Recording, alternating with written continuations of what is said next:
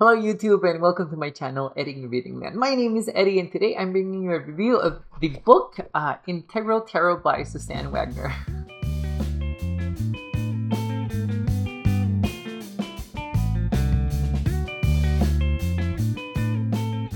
Okay guys, so maybe I should just leave the book over here so that you guys can see it.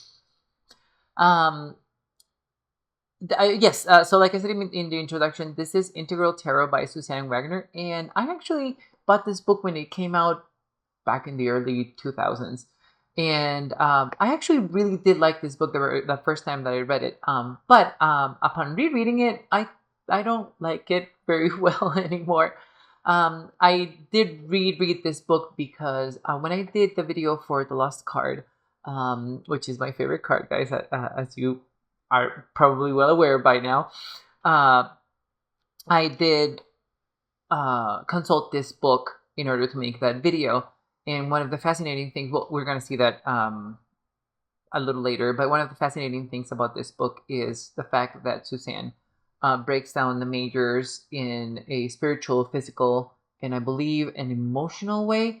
We'll see it in a little while. But yeah, I think, no, not I think. I'm sorry. I know the reason why I actually liked this book the first time that I read it. I read this book while I was in transition from getting out of the Catholic thought and Catholic, I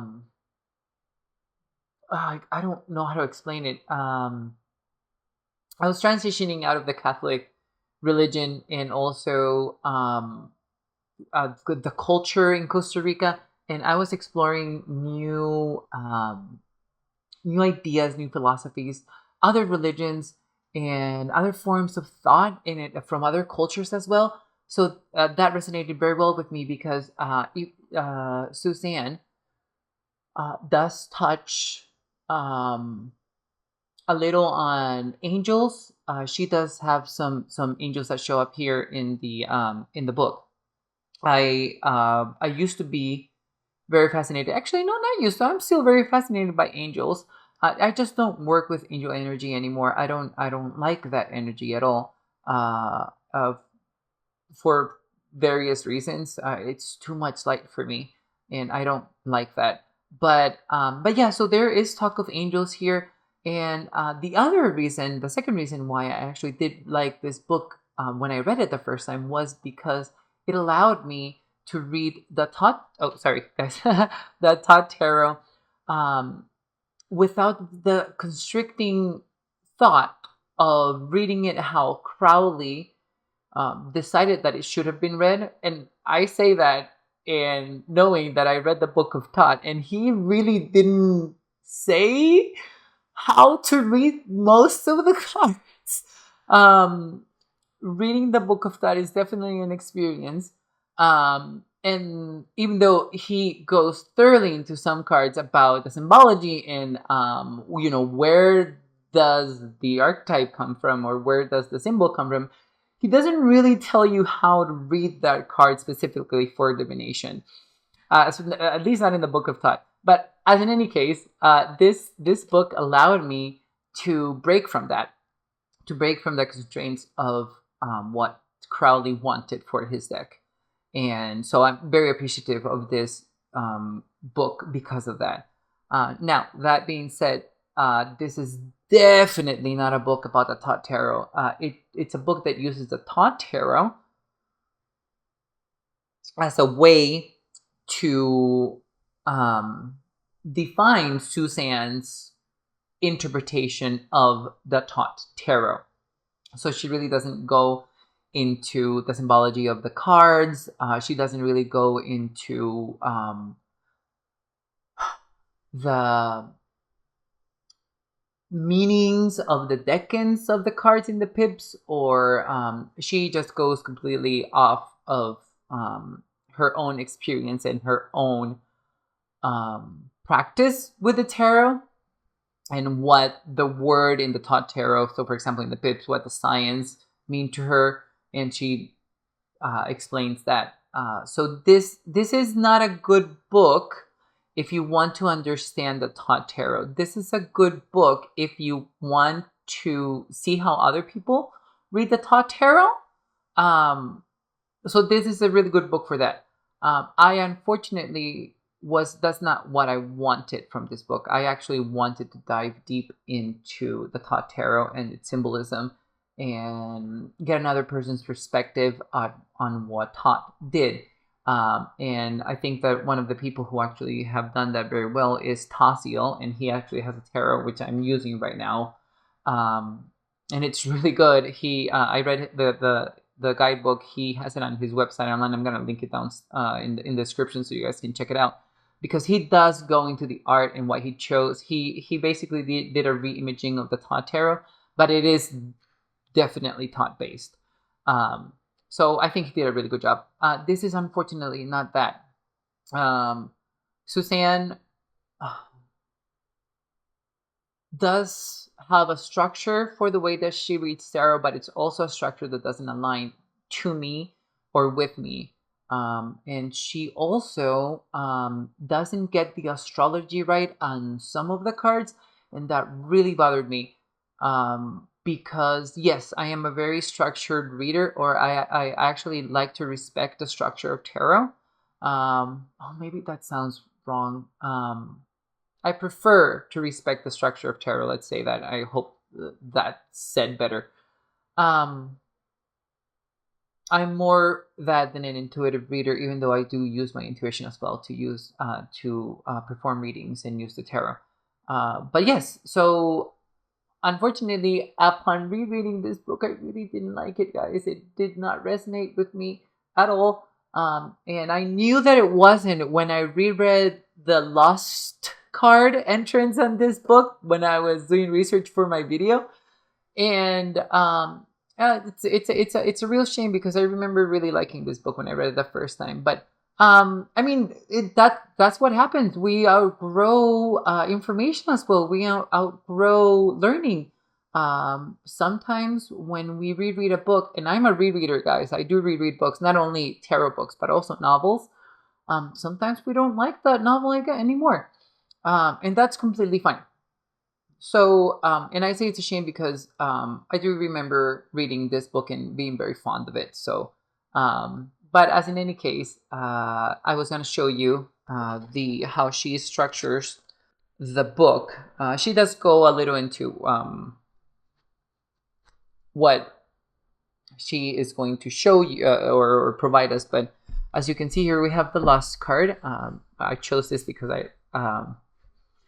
you guys know it's my favorite card. So here we have the Lost card, and the astrology here is correct. But as you can see here, she does mention that this is the angel of sexuality and passion. And she goes into the Christian allegory. She has an astrological significance that for at least Lost, it matches. But this is what I was. What I was going to say with the astrological significance was that not all of them match this. Unfortunately, there's some information here that she definitely took her own view on it and provided her own spin on it, which good for her. But it just didn't align with me. So for the this is what I was talking about with the levels. We have a physical level. We have a spiritual level, and we have an emotional level, and we have a spiritual level. And she provides a different interpretation of the cards for all of these levels, which is actually, I thought it was pretty impressive, because it's really hard to separate the meaning of especially something like the Thought Tarot into these different levels and have it be coherent. And she did a really good job for most of them. Again, it just didn't resonate with me anymore. And upon this, she also gives you an interpretation of the card in general. And this is when you can definitely see that she just provided her own interpretation for the card.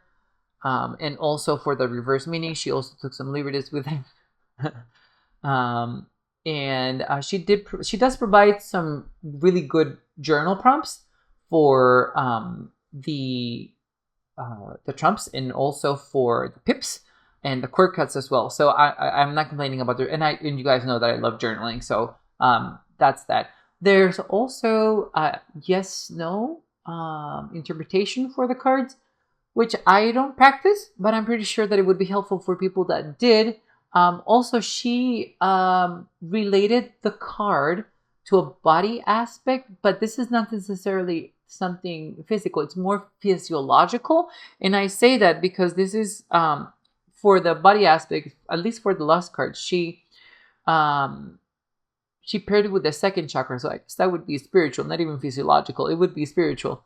So, but I mean, the chakras are located in the body. So that makes sense. But sometimes she has like the nervous system for another card, or she has, I don't know, the brain. I mean, again, the pairings didn't align very well with me. And although I would have to say that, for example, for the path and for self-help, it was food for thought, definitely. I'm not really sure that it helped very much, especially the self-help part. But if you are called to experience a path with this card, she does have that here. And she does usually relate the card well to a self-help interpretation of that card, at least in her belief. So yeah, no, that goes on also for the cord cards. As you guys can see, for the cord cards, we have the astrological significance, which again, she paired it as I wouldn't pair it with the cord cards. So it didn't resonate with me. It doesn't mean that it won't resonate with you or whoever read this book and actually likes it. Here are positive qualities, negative qualities, and an interpretation, as well as a reverse meaning.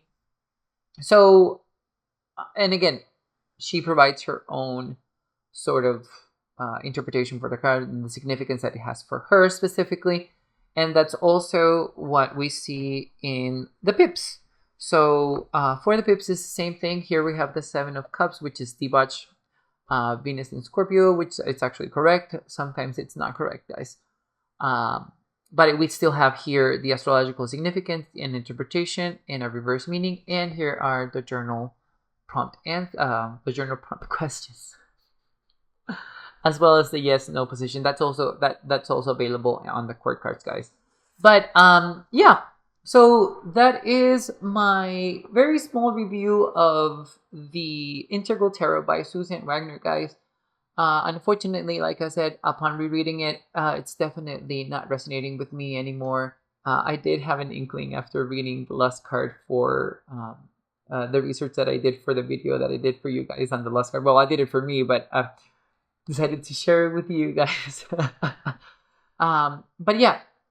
So I guess who's this book for? If you are wanting to learn a different interpretation for the Thought Tarot, and that completely separates from what Aleister Crowley wanted for his deck, this is a great book for you, because it will allow you, like it did me the first time, to just get out of that mindset of being so constricted by the structure of the Thought Tarot. And I'm saying this as a person who actually likes structuring tarot. But I do know that Crowley's meaning and essays on the cards are, some of them, not very helpful.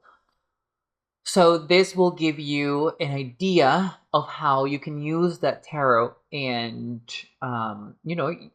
do, with the structure of tarot, do what you want and provide your own meaning. So so that's one of the people who this book is for. And also I think this is a good book for someone who is wanting to explore angels.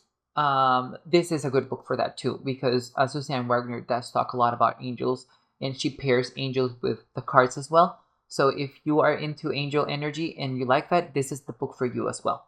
So But thank you so much, guys, for being here. I really appreciate you guys watching, and let me know in the comments below what you think about the book. Hopefully, you have a different opinion than I did upon rereading this book, or if you ever read it, I just want to hear what you have to say about it. But as in any case, thank you so much for being here, and bye bye, YouTube.